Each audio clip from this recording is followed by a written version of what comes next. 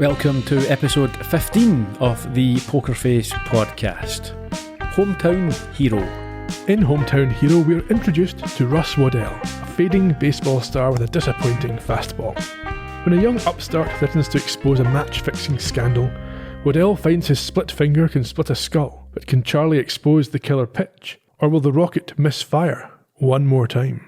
Okay, so how's this work? Hey, batter. Don't do that. Good morning, Ian. Don't. That reminds me of Ferris Bueller's Day Off. That's what I know that. It reminds me of the Simpsons episode when they do it to Daryl Strawberry and he starts to cry. I don't get it. Is it a thing they used to do and now it's a bit... It's meant to be off-putting, I think, isn't it? Is it? Mm. Oh, so you shout it at the batter? At the batter, to try and... right, okay.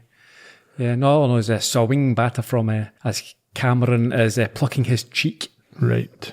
Did you enjoy this week's episode? I thought it shared some similarities with the race car one, the Future of the Sport in season 1. Yes, it did. No, I enjoyed it. I thought the guest stars were very good. A bit closer to the usual format as well than we got last week. Not quite the same, but close. His surname is Waddell. Not in Scotland, it wouldn't be. It would just be Waddle. Yes. It's a bit of a hyphen bookie there, isn't it? Yeah, it's like the footballer, Kevin Waddle. Yeah, Chris Waddell. That's spelled different. Yeah. If you want to discuss the pronunciation of Waddell, please join us on social media. We're at Columbo Podcast on Blue Sky, Instagram, X, Facebook. You can get show notes for this and all the other episodes at columbopodcast.com. And if you want to hear next week's show already, head over to the YouTube channel Columbo Podcast Productions, where every episode turns up 1 week ahead of its podcast release. Ready? I am. Let's bat on.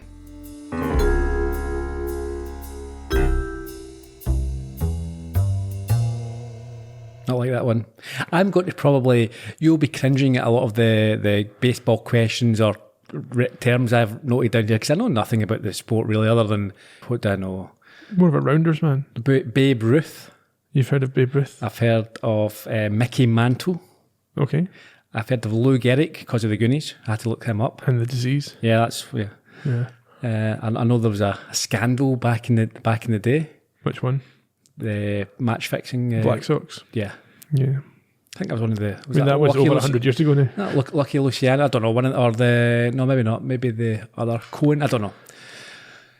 Yeah, so I know the guy who was a cheat with the big forearms, Mark Maguire. He was a drug cheat. I know is it A-Rod, something like that? Madonna used to pump him. Alex Rodriguez. Right, okay. Yeah, he's a commentator for ESPN now, I think. Yeah, I know. You're grasping now, you're running out. No, Sultans of Swing, Dire Straits, famous video, all the baseball mishaps and things like that. Okay, and Ferris Bueller, obviously. Obviously, Ferris Bueller, yeah. Field of Dreams. Field of Dreams. Well, we had the star of Field of Dreams last week, didn't we? Did we? Kevin Costner? She was not Kevin Costner, the young girl was Gabby Hoffman. That's true. So yeah, that's my sort of baseball cards. You've not watched Bull Durham? That's my favourite baseball movie. Probably have back in the day. Susan Sarandon. Oh, Major League, obviously. I've seen Major League 1, 2 and 3 probably. Is that the Madonna one? No, it's League of Their Own. I've seen League of Their Own as well. Oh, you're an aficionado of the baseball movie. Sliding in, first Moneyball. base. Did you watch Moneyball? Yes, I did. I read the book as well, I think, actually. There you go. That's all you know. I don't really, but like the scoring, for example, they talked about it in here. It was like, it's still 0-0 after the top of the 9th and the 10th. Yeah. I don't know what's going on. I have no idea about this. It's a fairly basic concept. Is it? There's 9 innings. Right. In the top half Board of the already. inning. The top half of the inning, the road team bats. In the bottom half of the inning, the home team bats. You can only score when you're batting. Yeah. You get 3 outs and then it's other teams. The thing, because you're a bit of a baseball fan, so I sometimes ask you questions. Yeah. And the thing that seems really weird is the amount of games they play. 162 games in the regular season plus the playoffs. Far too much. Every day they play about 6 days a week. Who are these fans? Do they not have jobs to go to? Why are they calculating? If you're buying a season ticket, you have to shop for 81 games. But I think they've got a system where you can sell your ticket a bit more easily. Yeah, no one's buying it. There are that many. Supply and demand. Some of the stadiums are half full, but the popular ones, I would imagine. For every game, for a Tuesday afternoon. Yeah, most games are at night. Who is going to see it? Like tourists or well, exactly. Casual it's not local fans. It's casuals and tourists. That's a kid-on sport. That no one really cares. Do they? They're more interested in their big hats and their cheese and their big pointy fingers and having trailer parties in the parking lot and all that sort of stuff. Not proper. I'm sure they've tourists, got their own stereotypes for our sports fans. Yeah, I don't have time to go to all those games. Yeah. Anyhow, there is a big culture around baseball stadium food and stuff like that. Yeah. I'm sure there's documentaries. And also the big rivalry between the Boston one? Red Sox and the Yankees, yeah. Yankees, they hate each other, yeah. They do. And the Cubs and the Cardinals. Right, that's usually boring, isn't it? I'm getting bored of myself here talking about this. Well, let's crack on. We've done that already. That's part one. We've already cracked one. We start with a strobe warning. I think that's our first, isn't it? It is. Well, the first of this season anyway. We're at a baseball stadium. We are at a baseball stadium, which I will tell you more about later on. The stadium announcer welcomes fans to the Velvety Canned Cheese Park, the home of the Montgomery Cheesemongers. It's not Montgomery, Alabama. I believe it's Montgomery somewhere in one of the Carolinas. Jackson Browne provides the opening rock track with Boulevard, which Indeed. very fitting. I've got that noted later on. It's a very baseball-y sort of tune, isn't it? Yes. Along with the organ ground music that we hear.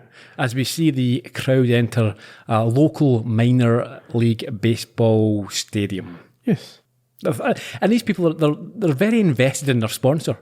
Yes. They're all eating and consuming, wearing cheese hats. Now, is it the Green Bay Packers? Are they the cheeseheads? Yeah. I know a little bit They are more about cheeseheads. American football. I used to watch a bit of that in the 80s. Acme Packing Company. All that type of stuff, yeah. So Yeah.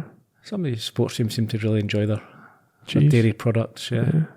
On the mound, i.e. starting pitcher for the home team today is a hometown hero, Rocket Russ Waddell. And before he heads out to play, he gets a sort of a dubious look from his manager. He then acknowledges the fervent support before pitching his first ball, which is promptly, I think, knocked out of the ground as he turns to see it was delivered at a apparently measly 83 miles per hour. Well, I've noted feeble by anyone's standards. Not anyone's standards, but professional standards. So what would be an average sort of speed?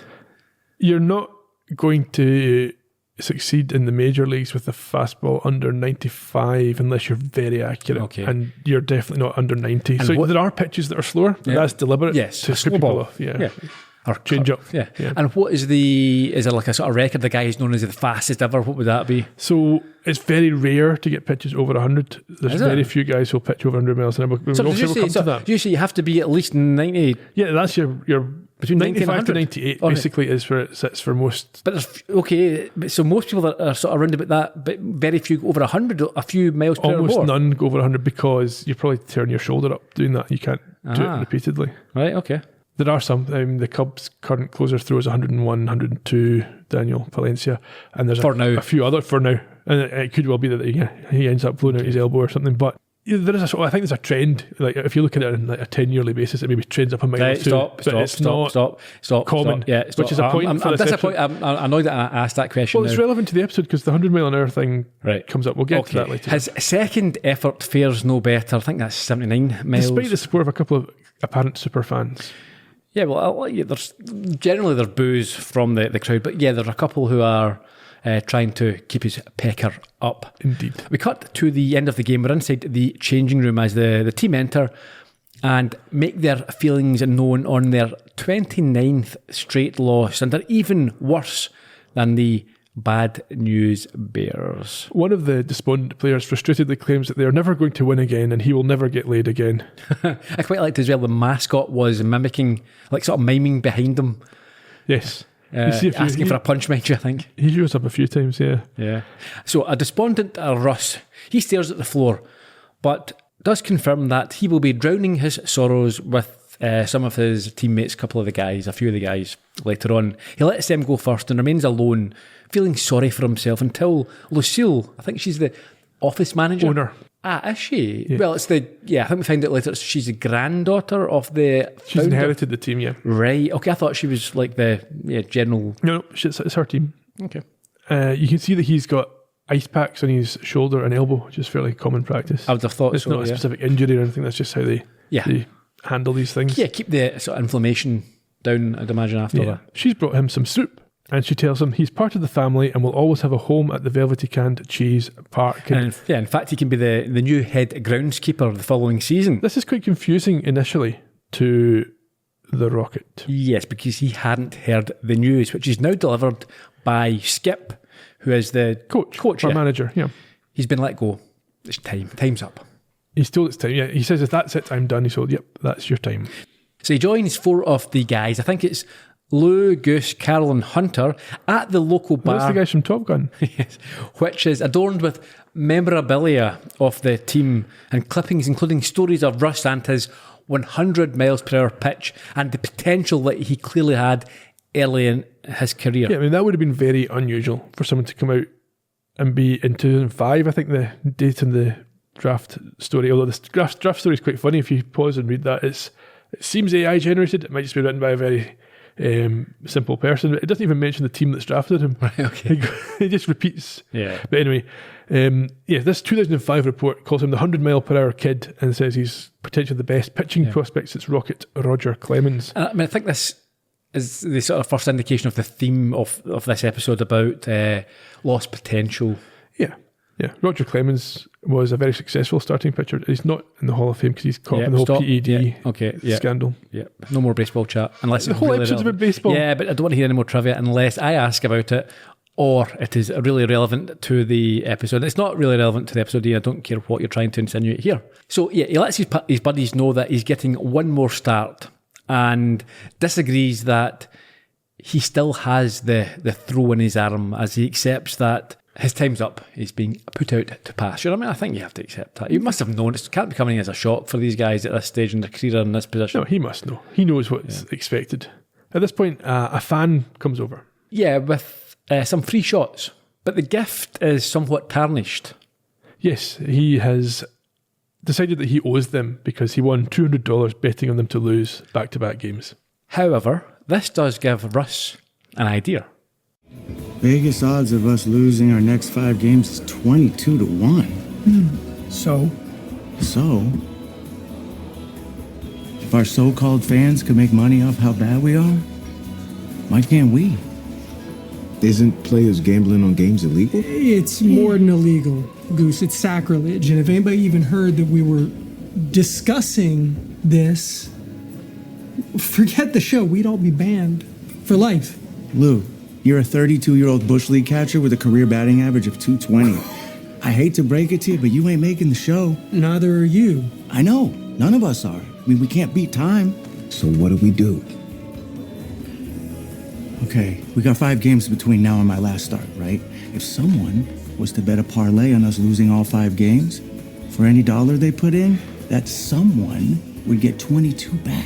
And that someone is us, right? Oh my God. Thank you, Carl. Okay, look, we pulled together all the money we could get our hands on, right? Life savings, second mortgages, whatever. Then we bet on ourselves. I mean, if we could get like 100K, we're talking like $2 million in return. Huh? Are we in? I'm in. I know it shouldn't, but the plan annoys me slightly. It's such a terrible plan. I appreciate that it's just plot for the story and we don't have to take everything so seriously. However, anyone who knows anything about gambling and betting would know that this would never work. And the reason being is that if you walk into a bookies with, well, what were they betting? 100, 300 grand? They end up betting, I think, about $250,000. Right. Any sort of money like that will be flagged up immediately by the bookies. Their betting patterns, the systems they've got in place, you can't put that amount of money on.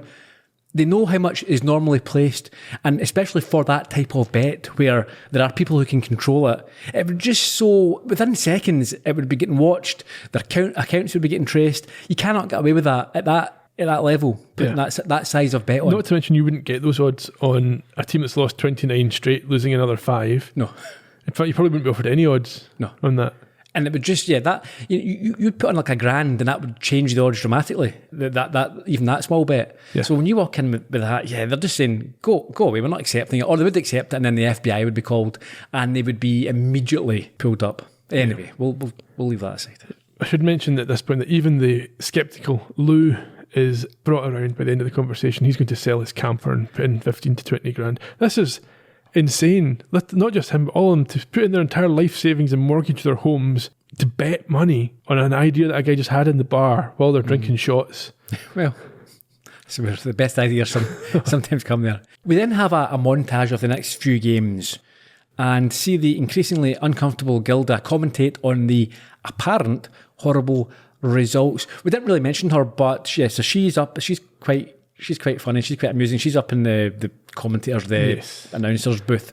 Now, she reminded me, again, maybe it's just me, but there was a touch almost of the Warrior. You've not seen the Warriors? No. But when I first saw her, I thought that reminds me of the Warriors in terms of describing the and in fact the Warriors have got a baseball connection. There's a gang who dresses up like zombie baseball players. Right. She's right into her canned cheese, or maybe she has to be for contractual reasons. Yeah, I mean, she'd certainly not. I mean, I don't think it's. Like I said earlier, they all seem to buy into this. It's not. They're not doing, because she's sitting there gulping this stuff down. It's a bit like you and I both recently watched The Clown in the Cornfield when they've got their corn syrup. Yes. The whole town's right into. Well, if it's sustaining if that product is sustaining the industry, you can't. And maybe people all work at the factory and stuff like that, yeah. For sure. A couple of other things during the montage. We noticed the mascot becoming increasingly despairing and holding his giant baseball head in his hands. And the coach is reading a book called So You Find Yourself in an Open Marriage. Yes. And as the losing continues, so does Gilda's cheese eating. And we see, I think, Game 4 get underway. Which they also lose. Yes. And then we see an interview on television with presumably a local station where the Rocket is told that another loss will break the minor league record, which has stood since 1951. And he says, for that reason, he is glad he is the one on the mound. Indeed, I think it's 31 straight defeats. However, in the changing room, Skip has some bad news. Yeah, he's benched. There's a rookie that the big league club wants to see at this level, and he is being bumped up to start. His name is Felix Domingo. This news doesn't go down well with Lou, who has borrowed $8,000 from a guy called Shady the Kneecapper McGee, and he thinks they're screwed. Yes, Russ is going to suss out what's going on, so goes over to speak with Felix, who gives him a very backhanded compliment when he tells him that he was a massive fan as a kid. He bought up all of his rookie baseball cards, wrongly assuming that he would become a star, and he shakes his head. This little subtle line was great when Russ responds that time gets us all. It's like, but you never had your time. Yeah, no. He refuses to take any of Russ's dip because he's got his own gum, and then shows off some tech. Now, firstly, see, I assumed before they talked about gum as I was watching it, this was it's another thing I know about baseball. They were famous for their chewing tobacco. Yes, spit. That's what the dip stuff is, I think. No, but it just says gum. Is it? No, his one's gum. Yeah, but the one that Russ is offering him, I think, is chewing tobacco. Stuff. Right. But he's like a modern player, doesn't do that. Yeah. Okay. Yeah. So he's got a barometer that gives him altitude information, which affects his pitching.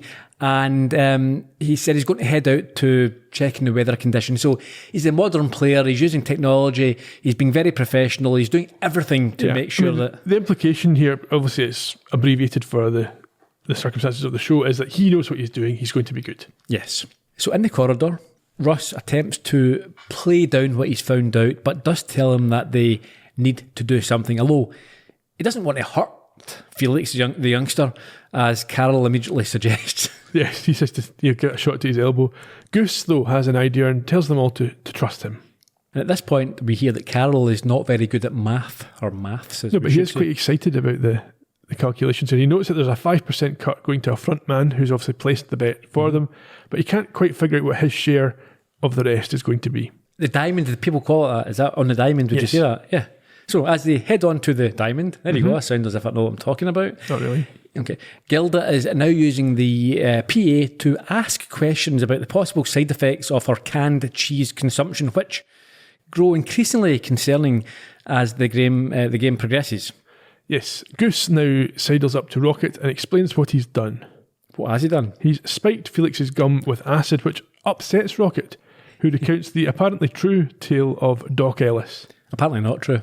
Well, it's disputed, but some believe I it. would say it's not. I think it's a myth perpetrated by himself to sound cool or wacky, or just create a story. It's a real story. Is the anyone point. Who's ever partaken in that, I'm not saying I ever have, but you're in no position to be doing it, especially if it's been spiked and you're not wittingly doing it. You'd be freaking out.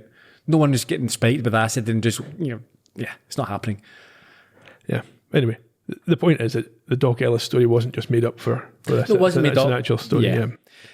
But apparently in that case... It made him better, which is what Rocket is now concerned, and also Goose is becoming concerned might happen to Felix as he starts to erratically but effectively pitch a near-perfect game. Yes, I think we see a montage of this improved performance. And as I said earlier, I'm not really sure how the scoring works, but apparently it's still 0-0, and the unorthodox Felix is in a pitcher's battle while at some points wearing his glove on his head. Yes, so he's prevented the other team from scoring, but because his team is also garbage, they have failed to take advantage. However, Lou and Carol have a plan. They do, but before that we hear Gilda say that she would like a doctor to come, she says this quite matter of fact, to come and visit her announcer booth because she can no longer make out the colour green, although the other colours remain unaffected. She was very good, yeah. Lou, as you say, has a plan. He's the catcher, so he's right there behind the hitter, and he tells the guy who's up first in the final inning to just bunt and keep running because he wants to humble the kid. Yeah, no, I don't know what's going on. All I can see is that they make a mess of it. They fumble and drop balls and throw it in the wrong places. It's completely unnecessary. They could do this in a much more plausible way. But yes, essentially, they throw the ball away from where it should be so this guy can keep going around the bases. In fairness, this show has a worldwide audience. People like me, if it's far too subtle and they're throwing the ball just a few inches wrongly, it won't be obvious that they're making a... So they have to do it to show that they're deliberately trying to be terrible. I mean, it did remind me of the last Quantum Leap baseball episode where Sam had to do something similar. Yes. And then that run scores, they lose 1-0, and we see the reporter announce that truly there is no joy in Mudville tonight, which is a reference I'll explain later on. Also, it was quite fun to watch Russ and Goose trying to conceal their delight and saying things like, damn it, and play better. Yeah. Out in the parking lot, I think, we see the joyous team celebrate as Bruce Springsteen's Glory Days begins to play. Yes, this was quite amusing. So they're doing the thing with the champagne bottles and drenching themselves, but they've got on goggles and like rain ponchos. That's what baseball teams always do. Why? Because champagne stings your eyes. So if you ever see a baseball team win... Yeah, but not for like 3 days. Well, if you ever see a baseball team win a round in the playoffs, they celebrate with champagne or clinch a playoff place, but they always wear goggles so their eyes don't get hurt. But how long would that last? I'm not sure. That's just what they always do. I mean, you don't see a cyclist or a Formula 1 driver doing that. Nope. Exactly, yeah. It's only baseball. And what the poncho, is it burn their skin? I'm not sure about the ponchos, but... Also, I thought that having, I don't know if you're getting trivia or not, probably not, but having Springsteen's Glory Days playing, that's quite the coup. I'd imagine that's not cheap. I mean, it's like you get tiers of levels of fame, I suppose, and he's up there. And it's like, getting the Beatles, it's a very expensive... I suppose it all depends who owns the rights and what the deal is.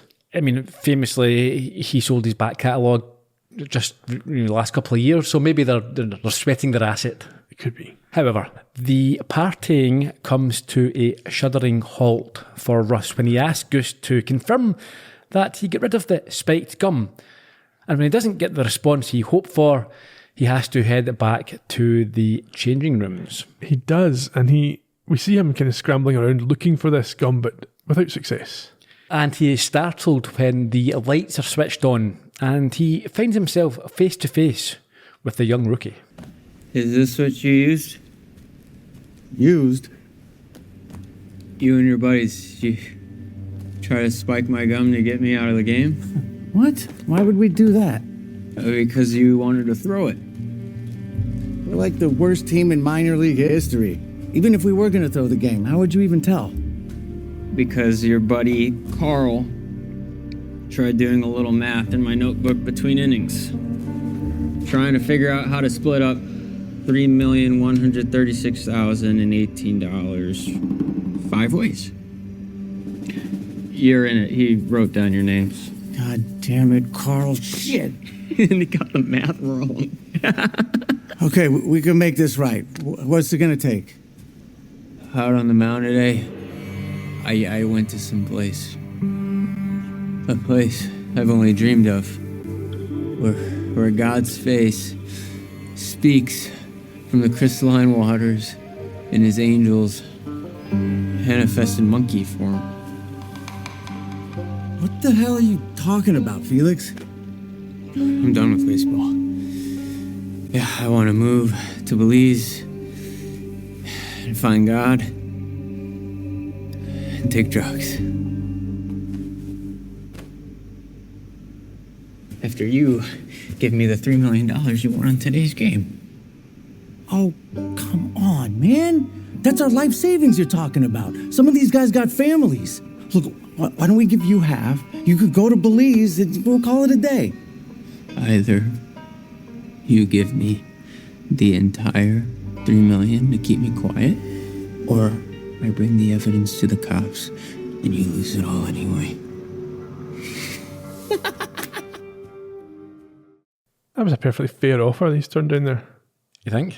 Yeah. Half? That's quite a lot. Oh, sorry, yes. I thought you meant Felix's offer. At the, No. at the end, Felix just should be take the half and walk away. Now, again, I don't want to be too picky here, but it felt like to drive the story forward, obviously, Felix had to find out, he had to become the victim. But the mechanism for that, I couldn't really buy into. So, firstly, I think anyone these days doing those sort of calculations simply does it on their phone and their calculator or whatever. But even if you were to write it down, I don't think you'd pick up someone else's notebook to write down. Why would you use someone? No matter what, it doesn't have to be some dastardly plan. But if I'm just doodling in a notebook, I wouldn't take someone else's. I think the point is that Carl's an idiot. He is, but I still don't buy that. Anyhow. At this point, Rocket is furious and kicks over a bucket of balls and gets one thrown back at him by Felix. Yeah, which he catches, and Felix has to add a sort of a level of nastiness, a bit of vindictiveness. Yeah, he says he'll send wiring instructions the next day and then release the evidence once the money's in his account. And he tells Russ that he had all the time and all the talent and just blew it. And he can't understand how he can live with him. He sort of sneers at him, doesn't he? He looks down upon him, makes him feel pretty bad. So he's holding this ball and decides to launch it at Felix, who's walking away. Yes, I'm not sure whether he's even tried to hit him. He's just kind of throwing it in his general direction. Probably tried to hit him. But yeah, I mean, it certainly wouldn't be murder. It'd be manslaughter, murder 2, or whatever it is these days. Yeah. His first reaction is excitement. Why? Because the speed gun shows that he'd thrown over 100 miles an hour. Still got it. Yeah. Yes. He then goes to call. So he goes over to the body, takes out his phone, is about to dial 911, but decides against it and instead sets up the scene to make it look like Felix was practicing alone and must have got hit with a ball by accident. He also swaps out the spiked gum from his back pocket, takes the notebook and leaves with the pitching machine set to on and firing balls in his direction. Where did he get the clean packet of gum from? And why did he have it if he wasn't expecting to have to do the swap? Well, I think they both had the same. I think it's his own. Maybe. We then get Charlie's theme introducing our hero, who is in an office reading Labyrinth, a collection of short stories by Jorge Luis Borges. Yeah, she's in an empty conference, a meeting room within this larger office, and is interrupted by a very demanding photocopier and is frustrated in the same way that many millions of us have been over the years. She gets a series of escalating errors. So she heads to her car and uses the CB radio to speak with Goodbody and tries to explain what her job is while reading the photocopier manual. Yeah, she says that last month she binged The Office and... Hopefully the UK version as well. I doubt it. Okay. But lonely on the road. There's a reason why I think it's not the UK version. No, as well. Maybe. Like the whole lot. Lonely on the road, she thought that office life might suit her, having enjoyed that show, but she is the only one working in this office because everyone else is working from home since COVID and they just need one person in there. Yeah, and Goodbody, he says that sometimes she needs to take an inspirational smack to get things moving. I had a bit of difficulty with this second smack idea the whole way through. It didn't seem to make any sense to start with, and then... I think it's a play on... Yeah, I don't think it was that good. Yeah. Anyway, he tells her, yes, the smack after the smack that you need to look out for, and she's not sure what that means, but at this point discovers the solution to her earlier problem in the manual and heads back inside. Where she has to resort to giving the machine a smack and then gets the smack after the smack herself. From a baseball, coming through an incredibly small hole in the window. What? I mean, it's smaller than the size of the baseball. Is it a bit? Are you joking? How? It doesn't come through a hole, it smashes through it, creates the hole. Yeah, it creates the hole, but the hole's smaller than a baseball. Is it? Yeah. Oh, yeah. All right. No, I don't mean that it was thrown through the hole. Obviously, yes, it creates the hole, but the hole it creates looks to me to be smaller than a baseball. All right. If all the things that we can pick up, you're trying to measure. Did you freeze frame that and then try and undo the whole thing? The whole episode's a waste because of this. And we see from the camera angle that Charlie's office block is just across, obviously, from the Cheesemen's, Montgomery, Cheesemongers. whatever it is, park, yeah. So we cut to her being comforted by Lucille, who tries to figure out how litigious she is and is relieved to hear what? She's a lover and not a sewer. She admits that they can barely keep the lights on and shows how passionate she is about the team as she describes the importance to the community, and I think that's a sort of an attribute that Charlie herself is seeking. Well, she's just said earlier that she was looking for this sense of community, and that's why she took an office job and didn't find it there. So maybe this will be a better opportunity for her. Yeah, so while she's not going to sue, she does have one request. Yes, and we now see her in uniform as a ball girl for the Cheesemongers. Yeah, I think she's in the practice area. Yes, and like we heard at the top of the show, she gets some instructions from Lucille. Now, is this a paid job? I assume so. You think so? Yeah, Okay. not much, I wouldn't imagine. No. Yeah, maybe expenses. You get to watch the game and get all you can eat nachos and Couple of cheese. dollars an hour. Yeah, so this role involves interacting with the fans, generally mucking in where required, and shagging balls. oh, okay. Yeah. Well, we'll move on from there. She's introduced to Rambo. Yes, the pitching machine, which apparently should have been replaced and is only still in use due to a lack of funds. It's quite erratic. We see it throwing balls at random angles. How is she advised to solve this when it does happen? Give it a smack. Indeed. It's a running theme. Not on the nose at all. No. So the next day, I presume, Charlie finds herself sitting is it pitch side? No. Diamond side? What is it? Who knows? What do they play on? They play on the field. Okay. Field side. Side of the field. Side of the field. In the foul area, talking to a guy called Benny. Yes, she's got her vapes out. Benny's the guy we saw earlier on trying to encourage Waddell when he was struggling. Indeed.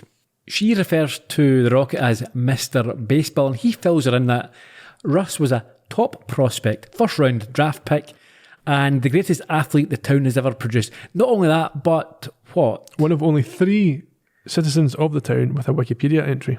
The other 2 being the founder of the Velvety Canned Cheese company, and also Benny's cousin Jamie, who co-founded WikiKnees. I bet there is there will be perverts out there that are just really into people's knees. Yeah, probably. Better than feet, to be fair. Is it? Oh yeah, I'd much rather look at a pair of knees. Okay. Charlie asks what leads Rocket to play minor league ball. Well, I think also you can tell that he's a very handsome guy, and she quite fancies him. Yeah, this is a theme that we'll get more and more from Charlie, I think you'll find, over the next few weeks. Oh, okay. She learns from Benny that he lost his fastball a few years back and never got it back. And No one knows why. Well, Benny says no one knows why, but there's another fan next to him who has a good answer. You say fan, I think she referred to Susie the groupie. Okay. She says that he has the yips. That makes sense. It's a very well-known, a very common sporting ailment. Yep, he's in his own head, and they all hope today's the day they get the old Rocket back. But we've already seen that it was not. I also quite liked, she mentions the things that they've tried, including a slutty Babe Ruth to help him. I did also enjoy when Benny shouts to Rocket that you still got it. Charlie knows that it's a lie. Yeah. Yeah, so this is the day that we were first introduced to them. So just before his first pitch is knocked out the park. Yeah, so we're now seeing Charlie's place in a few of the different scenes. We now find her at the bar after the game chatting with Russ. Yeah, before he goes over to the table to meet up with the guys. She tries quite clumsily, I think, to pep him up, and he concedes that he is finished and that it's been years since he even get close to 90 miles an hour, never mind 100. Yeah, and she knows that's true, which comes up later on. I think also they talk about this, him having a strange gift, being able to throw a baseball, and she can relate as she also has an unusual talent, and asks if there is nothing he can do, like a robot arm or surgery. But he tells her it's mental, but he won't have to worry about it anymore, as he's just been let go. Yes, and we then see him return to the conversation with the team that we heard in full earlier on. Before we see this losing streak from Charlie's perspective. She's delegated all of her responsibilities to a fan. Yes, which allows her to sit and drink, vape and watch, which is quite good. I think she's got a hot dog as well. Yeah. She thinks this could be quite a rewarding career. Later on, we see her push a trolley into the changing room after the final game. I think it's the laundry hamper. Where she interacts with the tired and emotional Felix, who is doodling in his notebook. Hey, that was a heck of a first game. I like your style, kid. Do you know that God is a verb? I did not know that. How about some water or something? God. God isn't God. No, like not like the way that we were taught. See, God is the music of the spheres, the symphonic echo of radical love between all living things. Oh, boy. Hey, would you mind?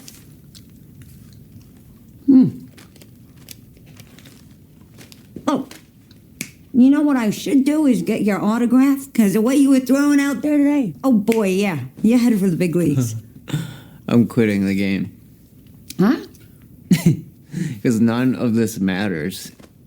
Like who wins, who loses. God and the monkeys matter. I really think you should drink some of that. Hey, you have a retirement fund or a side hustle, crypto trading or something? Money. Don't overthink it. When inspiration smacks, listen. You smack inspiration. Although they do say that it's actually the second smack that gets you, so. What's that mean? I have no idea, but hydrate. Thank you, ball girl, for sharing your wisdom. Yes, of course, anytime. And, well, good luck coming down off whatever you're coming down from. I don't take anything. Me neither. Officer, okay, Godspeed. A couple of things to note there. Obviously, she took some of his gum during that conversation, and then at the end he goes to write down something that she said, and in his notebook finds Carl's maths. His dubious maths. Indeed. Charlie leaves with her a laundry basket, and behind her we see Russ sneak in for his fateful meeting. Yes, she then succumbs to an animated hallucination straight out of the Yellow Submarine. Yep, she hears a voice repeat "yum," and the spiked gum has obviously kicked in as she grins and picks up a now anthropomorphic, that's the one, before dropping it and heading into the office, which appears now to be in a trippy goldfish bowl. Yeah, she's met there by Hiram Lubinsky, the founder of the team, who looks a lot like one of the guys from The Office that she's just been binging. Okay. Yeah, he starts out as a cartoon character before taking on a human form. And what does he tell her? It's up to her to save the ballpark, and he then gives her an extended metaphor about every hitter attempting to return safely home, and asks her to help protect it as every soul seeks to be safe at home. I think he also says that the game is a secret of the spheres. Nonsense. Yes, well, that's the point, I think. Yep. In the morning, Lucille comes in all up to high dough and finds a collapsed Charlie on the floor. Yeah, she wants to know what the hell happened the previous night, and it's not necessarily to do with Charlie. No, and we see in the corner where Charlie thought she saw this hallucination of the owner, the mascot's outfit, which is the same as he was wearing. So down in the practice area, Benny is with Lucille and Charlie. Why is Benny there? Well, he's an ex-cop, we find out, so maybe they're just looking for He's a friend of Lucille, maybe. Yeah, well, I'm sure he will be. They're a community, they're a family. So they detail what they assumed happened, that Rambo killed Felix with a fastball. Yes, Lucille's upset and thinks she should have had the machine replaced long before now. And could be facing a big wrongful death lawsuit. As she immediately accepts it, it's her fault. Yeah, but Charlie suggests that if Felix was high, hypothetically, it might mitigate any such claim.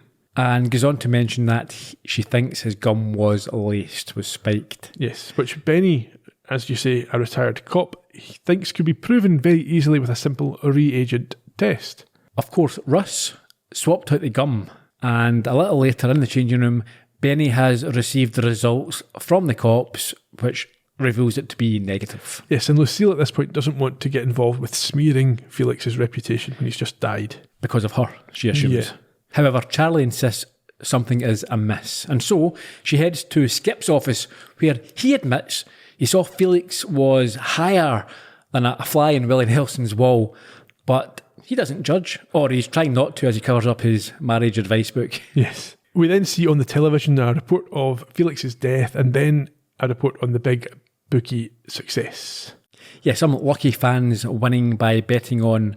Now, why would they assume it was fans of the team? Don't know. Because nobody else cares about the team enough to bet on them. No, I mean, if you're a betting opportunity and it's a lot of money, could be. These aren't just fans betting. You're people putting on six-figure bets are not fans. Maybe it's been placed at a local bookies. Yeah. Which implies it's someone local, which then you just imply they're a fan from that. Maybe it's not a factual report.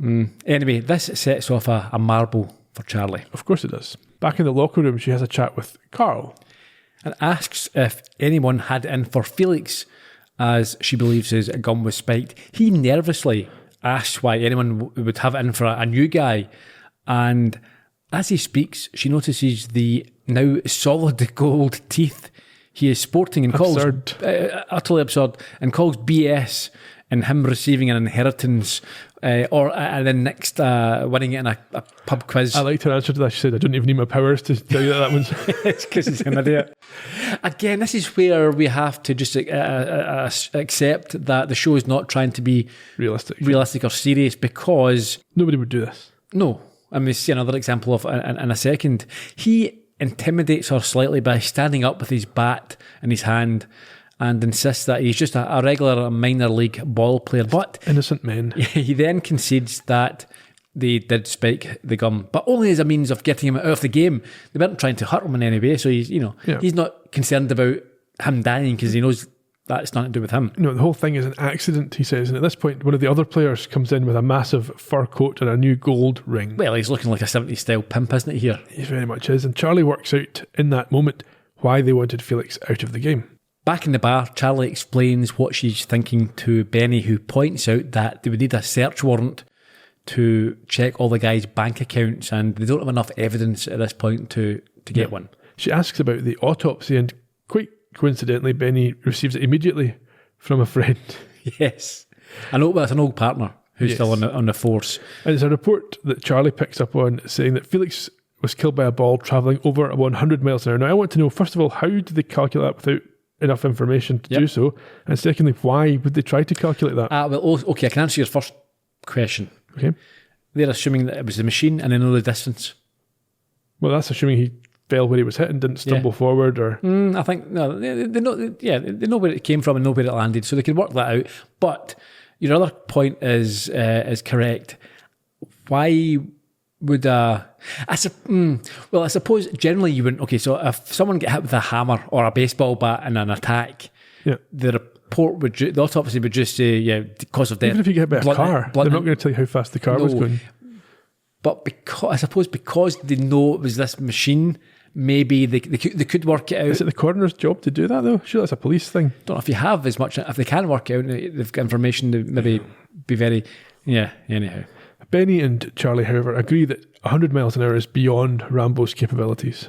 Back at the crime scene, they put this to the test with a radar gun, and we see that it does indeed struggle to get anywhere near that speed. And as she is testing this, Russ appears, as I think she requested to speak with him, which gives her the opportunity to see if he is lying. Hey. Oh. Benny said you wanted to talk? Yeah, hi, Russ. Quick question. Is there anyone on either team that can throw over 100? No, anyone throws that fast, they're not doing it here. That's a ticket to the show. Yeah, that's what I thought. Why you want to know? It's just the coroner, he had mentioned that the fastball that killed Felix, it was going over 100 at least, and we all know that Rambo here can't do that, and you can't either, so... Thanks a lot. No, I'm sorry, I didn't mean it like that. It's just, the other day you had said that you lost your fastball and you hadn't been able to throw over 90 for years now, so, you weren't lying. I don't know, just all things considered, I figured you were the guy to ask. Thinking to myself, what am I overlooking, Look, I gotta go home and get some shut-eye, all right? I'm pitching my last game tomorrow. Hey, how about after the game, I buy you around, celebrate your victory, huh? I'd like that. I'm not counting on it, but I'd like it. Never say die. This is the end of the road for me. Like you said, my fastball's gone and it's not coming back. Bullshit. I wish it was, Charlie. I wish it was. I think that was the only Columbo-y bit of the episode. This Yeah, it was quite a good one though. Yeah. And I think what's happened here, she genuinely doesn't think he's a suspect here because she knows he was telling the truth when he said he can't throw that speed. So it's not until the very end here where she suddenly realises something's happened. And also she wants to pump him, so she's Well, there's that. disappointed. Yeah. Well, I'm not sure if it's a mutual. Well, I think there's an element of that because he says it would be nice to see her down at the bar after the game, doesn't he? Yeah. You could just be like, say, yeah, you're cool, I'll have a beer with you. And you might have said the same thing to Benny. The next day at the ballpark, there's a banner above the entrance commemorating Rocket Russ Waddell's last game and career celebration. Skip delivers or attempts to deliver a motivational I love this. speech. They're all on board with winning one for the team, for Rocket, for the community, but they're not so enthusiastic about winning one for good old-fashioned monogamy. He's obviously not that comfortable with his open marriage. So shortly after this, we find Russ stretching in the practice area when Charlie strolls over with vape in hand and casually asks what finally got his fastball back. And I think he tries to gaslight her, calls her crazy, but she ignores this and lays out what him and the guys have been up to and why, and that Carol admitted it. Yeah, and he admits as well throwing the game, and when she angers him by calling him out more aggressively, he throws, I think he throws a baseball, Yeah. Throws it quite hard, and she figures out that must be what Felix did to anger him and draw out the 100-mile-an-hour pitch. That was quite chancy. If that was now her plan, that's the only way she'd get to prove this. Because think about it, if it's all based on him being able to throw 100 miles an hour ball, if he doesn't do it. Well, this is stupid from his point of view as well. He's been told But ahead of this he was killed by a 100-mile-an-hour ball. Yeah, but it's shown that he loses his, he can't control his temper. Yeah, he's literally out of control. He tells her that he's about to go out there and prove it isn't the case. And that the nosy ball girl has nothing. She agrees to leave, but as she does, she mentions that there is a big league scout in the stand, and while he doubts this, he does want to believe her story. This is so gullible. Yeah, I think she says there's something to do with an open roster or something. Yeah, there's an open roster spot. They're looking for some bullpen heat. So basically, the bullpen, that's a relief picture. Doesn't matter. Don't care. Anyway, we see him compose himself on the diamond.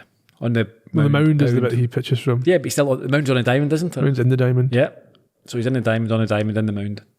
He spots in the crowd some guy who appears to be holding a speed It was a radar gun. radar gun. Yes. His first pitch is a poor 81 miles per hour pitch. Seems to disappoint the scout. But Charlie gets the crowd cheering his name, and his second attempt scorches through the air at 101. Yes, this leads the guy with the radar to stand up and rip off his disguise a bit like last week and announce that he is in fact a cop. Yes. He uses his walkie-talkie and orders all the exits to be guarded, and we see the police converge. Yes, he says the ball girl was right, which leads to the suggestion, why are they taking guidance from the ball girl? She's very confident. She definitely thinks it was him. Yeah. We see Russ share a sort of nod and a tip of the hat to Charlie as he accepts that he's been outsmarted, and then throws a final fastball as Glory Days plays and the credits roll. Well, Felix deserved what he got. Yeah, he's a snivelling little shit. Yes. Trying that. It's also dangerous as well when you start to blackmail people who are doing bad things. Yeah, over their entire life savings. Yeah, you're put in a position where you're very vulnerable yourself.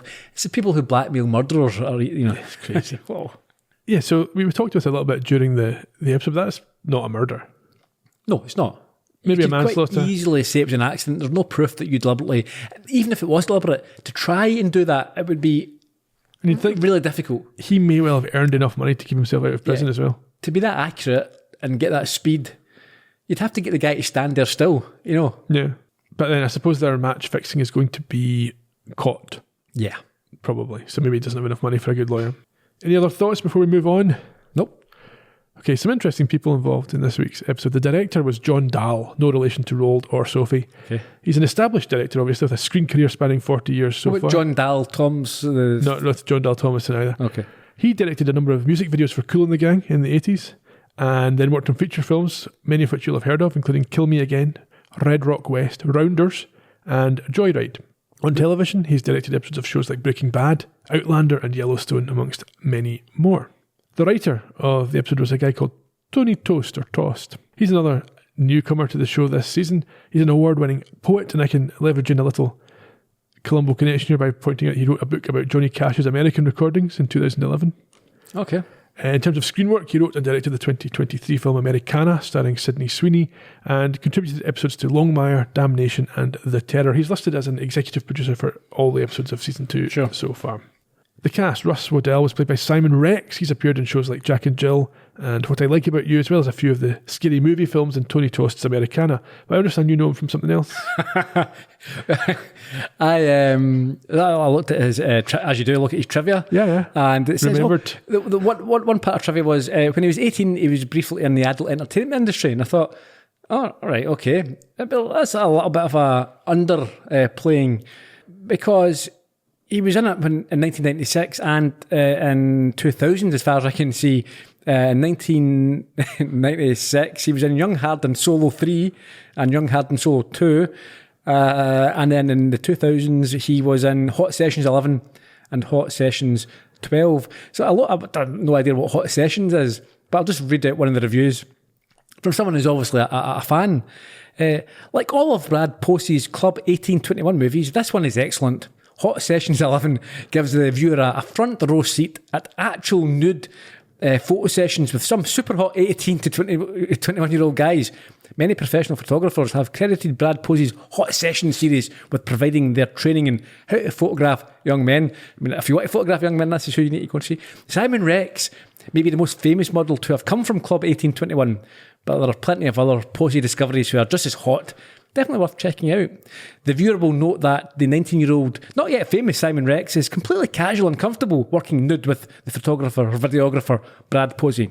Simon will never again look as good as he did in this video, so he should be very thankful to have been captured at his peak by a professional photographer as talented as Brad Posey. So clearly a lot of fans of Brad and Simon and the good work they've done. You found that video, yeah? I have not checked that video yet. Right. Not what you told me earlier. Well, Brandon Perea played Felix Domingo. With a dance background and skills in jam skating, you'll approve of jam skating. I have no idea what jam skating is. Breakdancing on skates. That sounds appalling. He also does BMXing. He's appeared in things like The OA. He was in Jordan Peele's Nope, and in the recent sequel to a 90s classic, Twisters. Gil Birmingham played Skip Dooley, the coach. So far as I can tell, he's been the go-to guy for an authoritative Native American character for quite some time now. He's one of the main characters in one of my favourite films, Hell or High Water. I've mentioned that on multiple previous podcasts, alongside Jeff Bridges opposite Chris Pine. He was obviously in the Twilight movies, which is what he's probably best known for. He's a regular on Yellowstone. He's been in things like House of Cards and Unbreakable Kimmy Schmidt. And he started out as a bodybuilder, which led to a role in the music video for Diana Ross's Muscles. Carol Kane played Lucille. Right. Oscar nominated, 1976. Yes, but best known for Jumping Jack Flash. I'll just get that in there right now. Okay, I'll leave that one to you. There's also a Columbo connection coming up. So she was nominated for an Oscar for her role in Hester Street and won Emmys for her work on Taxi, and has been nominated for other awards for her roles in Between the Temples, Chicago Hope, Addams Family Values, and the 10-year Columbo connection, Princess Bride, which also featured Peter Falk. Yeah, now I also think, was she in Transylvania 65000? I don't know, maybe. But she has been in things like Scrooged, Star Trek Strange New Worlds, which I think is probably the best of the recent live-action new Star Trek series, and Unbreakable Kimmy Schmidt. Gilda, a lot of folk will recognise Gilda. She was played by Ego Nwadum, a familiar face to fans of Saturday Night Live. Appeared in many, many episodes of that. She's also been in things like Lyle Crocodile, which I know you enjoyed. I watched it actually. I did enjoy that, yeah. Singularity, Futurama, and Good Burger 2, Home of the Good Burger. I've not watched Good Burger 2, but I've watched Good Burger 1, and it's a really irritating... I've not seen it, but my wife quotes it constantly. Yeah, that Welcome to the Good Burger. Yeah. Hiram Lubinsky, as I alluded to during the episode, was played by BJ Novak. Who? He is best known as Ryan from the US He sounds like Office. he'd be in Hot Sessions 2 as well. Well, he's also appeared in things like Lessons in Chemistry, Inglourious Bastards, Saving Mr. Banks, and The Newsroom. And his brother Jesse is a composer who did all the music for BoJack Horseman. Ah. A familiar Ryan Johnson collaborator played Lou Dundee. It was Noah Sagan. This is his second appearance in Poker Face. He showed up as Sheriff Parker in the first episode of Season 1, so you can hear more about him in the podcast for that episode. A slightly more expanded role in this one. Goose was played by Ruffin Prentice. He's also been in things like Madam Secretary, Elementary, The Blacklist, and Elspeth. His wife, Cara Patterson's also an actor. She's been in things like The Good Wife, Straight Out of Compton, and is a regular in Elspeth. Carl was played by Jacob Lynn, who's also been in things like Duster and Blue Ridge, and Hunter was played by Anthony Carvello. I think he might be the guy with the fur coat. Okay, yeah, he was, yeah. He's also been in things like 911 and FBI Most Wanted. And finally, one of the fans was a familiar face. Yes. One of these ones that we've discussed before that you go, oh, she's changed. Yeah, so Kristen Minter played one of the female fans. She was Kevin's older cousin Heather in the original Home Alone movies. They did the head count when they were getting in the... Yeah, is that taxi. later on? Oh, yeah, she was the hot one. But I'm thinking that I'm from, she was probably 18 or 19, but I was only a kid at the time myself, so that's absolutely fine. But I know her best from, she played Kat in Cool as Ice alongside Vanilla Ice, which is an amazingly atrocious movie you should watch. Okay, she was also in things like Ray Donovan and The Mentalist and had a decent run as a recurring character in ER. 70-odd episodes of that. Bits and pieces of trivia. The name Russ Waddell, likely a play on Rube Waddell, a notoriously erratic but Hall of Fame pitcher who played between 1897 and 1910, died at the age of 37. Charlie's Office reference, I think we've kind of covered that already. The baseball stadium, which was used in the film, was Clover Stadium in Pomona, New York, home of the New York Boulders of the Frontier League. What's that? Is that a minor league? Minor league, yep. And then I promised you earlier I would tell you what There is no Joy in Mudville Tonight is a reference to. It's the mock heroic poem Casey at the Bat by Ernest Thayer from 1888. I think it's a well-known reference in America. Okay. For those who know that sort of thing. Title of the episode, Hometown Hero. It's a fairly common sobriquet for a local success story in sports or other fields, but I wonder if it's maybe also a little bit of a reference to Springsteen's local hero, given that we've got the Springsteen soundtrack. In terms of the soundtrack, you already mentioned Jackson Browne played Boulevard at the start. You had Sister Golden Hair by America playing in the bar when they were doing the discussion of the betting scheme, and Glory Days played both when they celebrated their final defeat and at the outro, and I think probably they'd paid for it at that point. They might as well use it a second time. In terms of who did crimes this week, the whole team were match fixing. Is that a crime? Not the whole team. Well, a lot of the team. 4 of them. Yeah. Is it a crime to match fix a match, or is it just a sporting violation? Well, you ask the no, I think it's a crime, yeah. Okay. Rocket obviously killed Felix. Felix blackmailed Rocket. These are all crimes. I imagine that Rocket and the team will not get away with it, and Felix obviously is dead. Next week, Charlie takes on a school bully as the stakes are lowered significantly in Sloppy Joseph. Okay. Until then, cheerio. Bye-bye.